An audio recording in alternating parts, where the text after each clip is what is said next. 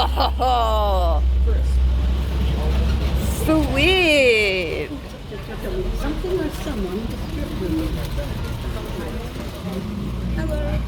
Hello. Folks, you look up on the hill. This is Katie. She's been taking pictures. So say hi, Katie. Hello.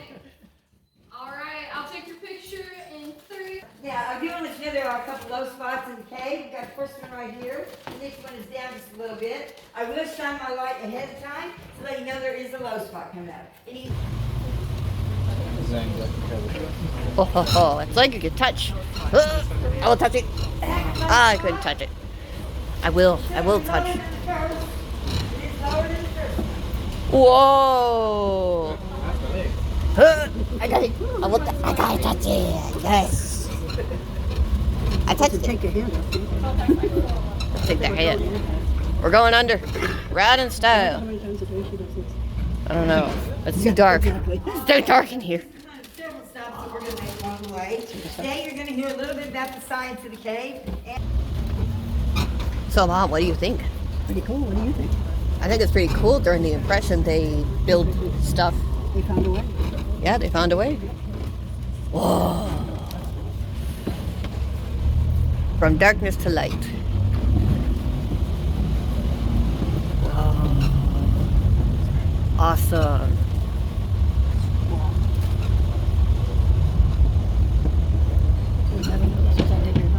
Yeah. Oh, Jesus. Just saying. Yep. Jeez. Not on a fault lines. And they will grow 6 to 8 inches. And then that calcite will clog up that central area. The water will start dripping down around it, forming what we call stalactites. That's all these are, hanging tight to the ceiling. Now, this particular stalactite that my light's on, it's kind of special because the formation it makes, it has its own name. And this is what we call cave curtains or cave drapery. And it makes this type of formation right here because still it's kind of slanted and causes the water to drip down at an angle. And it leaves behind what looks like curtains. And watch here, as you see that water continue to drip, it'll drip down to the ground. That calcite starts going upward, forming what we call a stalagmite. It might grow to reach the ceiling. Now, these two formations are lined up, but they can possibly grow together someday. What we call a column or a pillar. That's going to take a while.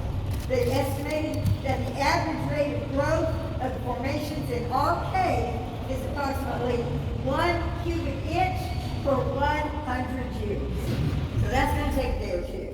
Around that, we'll go on up and talk about some more. Yeah, it will. Looks like these stuff has grown 100,000 of years before the dog found out. Yeah, probably. We got to take Josh here. Yeah, he's been wanting to say, let's go on a vacation together. I think I want to bring him here. It'd be like a little bit romantic.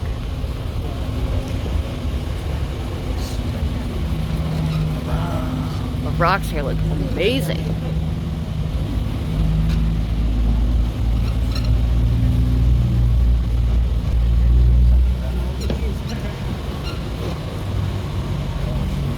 Ho ho ho.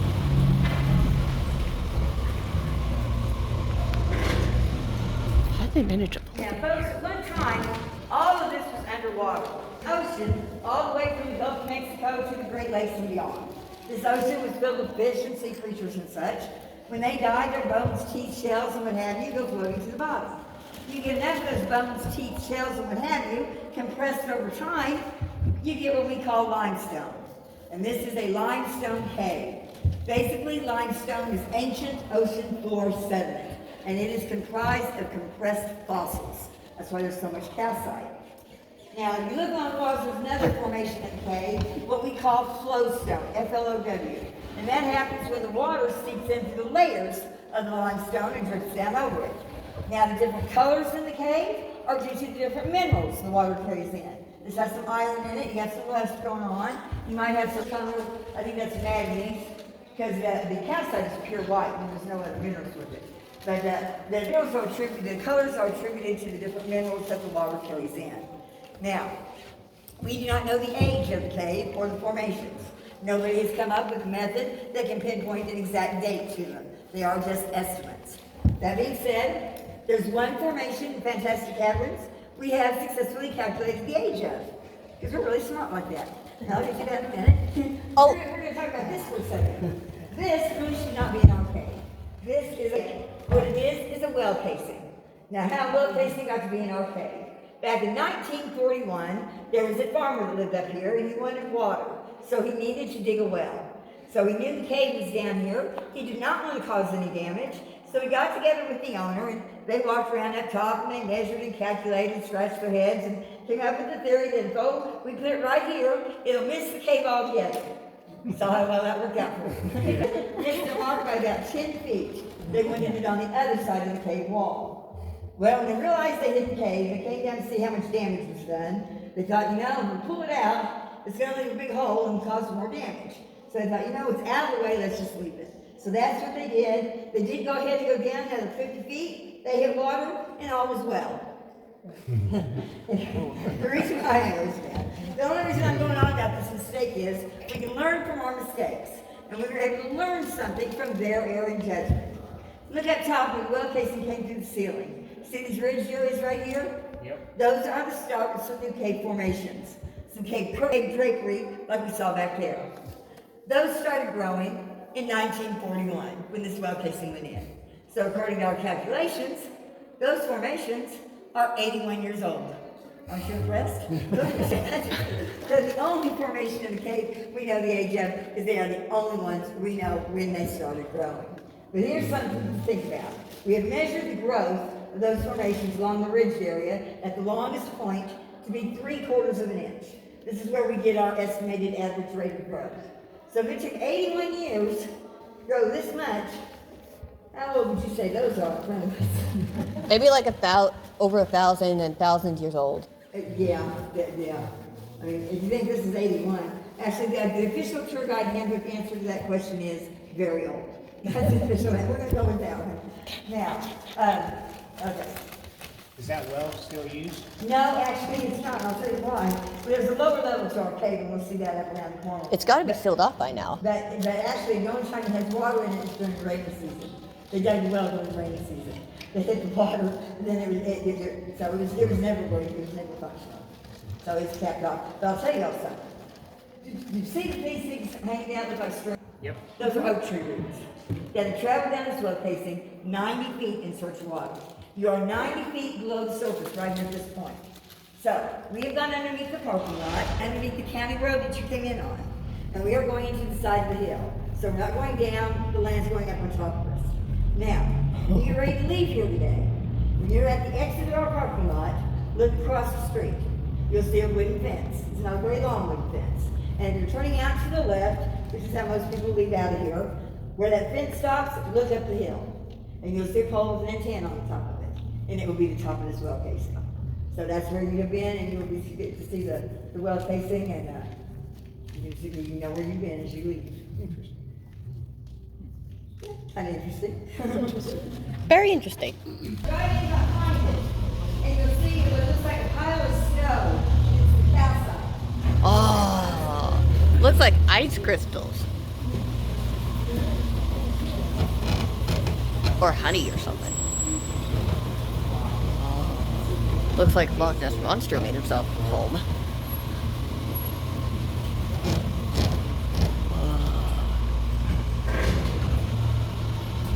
All your lights are totally dark on your devices. On 3. If you think you might get scared, close your eyes. All right. Remember to make sure your phone's turned over. There. Yeah. Just talking to you. Yeah. It actually starts about 3 miles away from here, out towards our Springfield Branson Airport. And in that area, there are a lot of these sinkholes. And this area is what is referred to as the recharge, or the starting point of the cave. When the runoff water drains down into these sinkholes, it rains enough that water will converge and it forms an underground river. And it flows all the way down to 3 miles.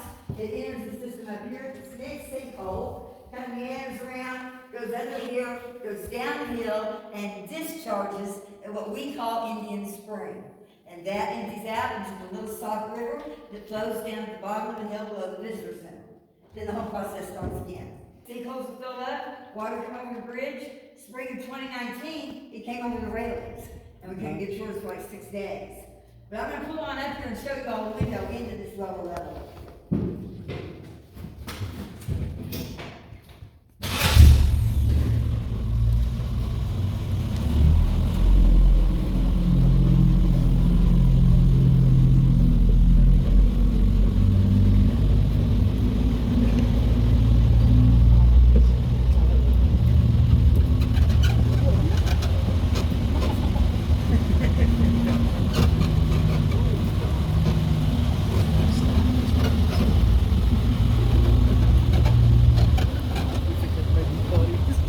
Yeah, that's another sinkhole.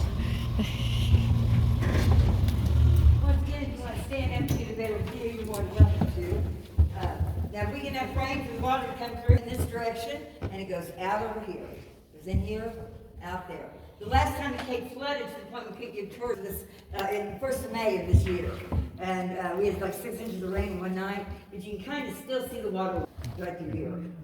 That's how high the water was then. And I'll tell you something, when the water gets that high back here in the cave, it's discharging at the spring at approximately 9,000 gallons of water a minute. So that's a lot of water that goes through here. That's how the cave is full. Yeah, and then when this fills up, it's this big brown pool of water. And it looks rather calm, really. You know, we have a lot of, school groups that come through, especially in the spring, getting ready for end-of-year school trips. And inevitably, you'll always have one kid will say, oh, let's jump in for a swim. And it's like, let's stop and think about that for a minute.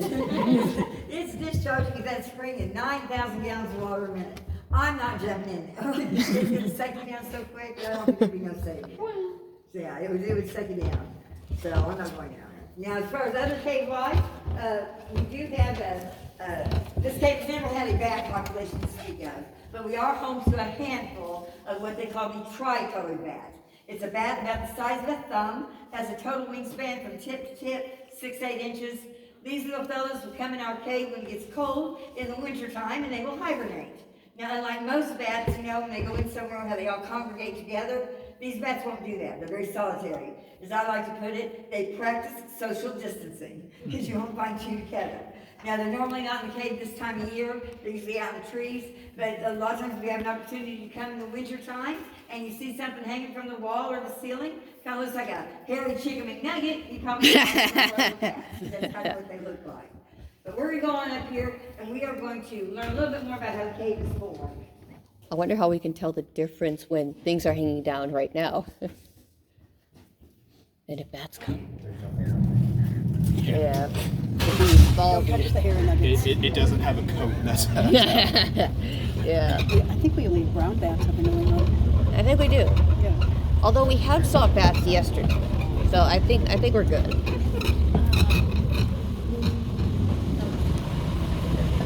That's a hole or something.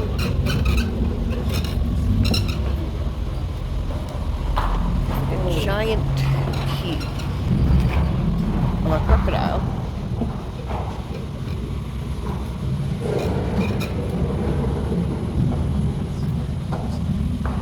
Okay. I thought it was just me. It's jeez. The echoes of doom.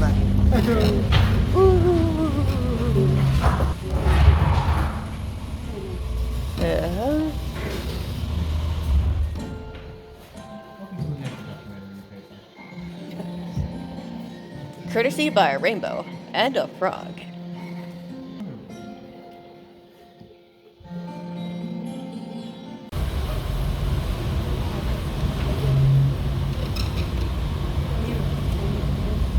Yeah, I know. Oh, you saw it on the way down. Yeah, I did.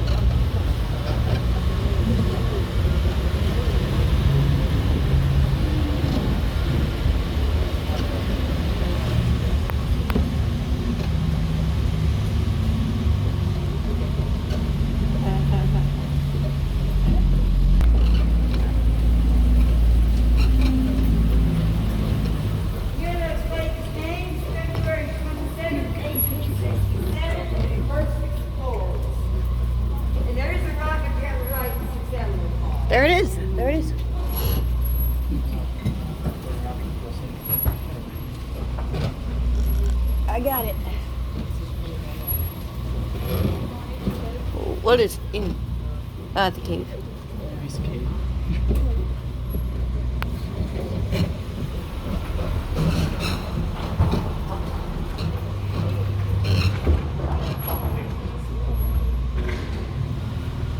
Okay, so this is the most open area of the cave right here. This is what we call the auditorium.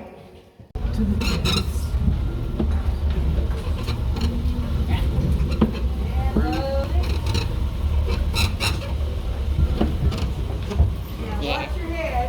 If you look where my light is, you might see what looks like the head of a bird with a long white beak. Over there. See him? Yeah. Watch your head.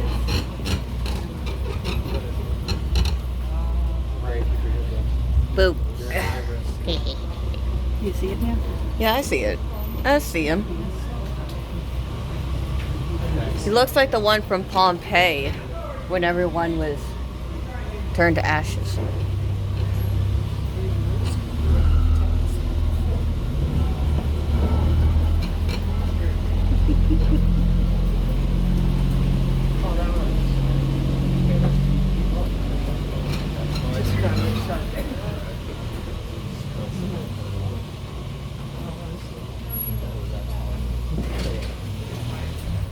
Okay, I'll show you one more.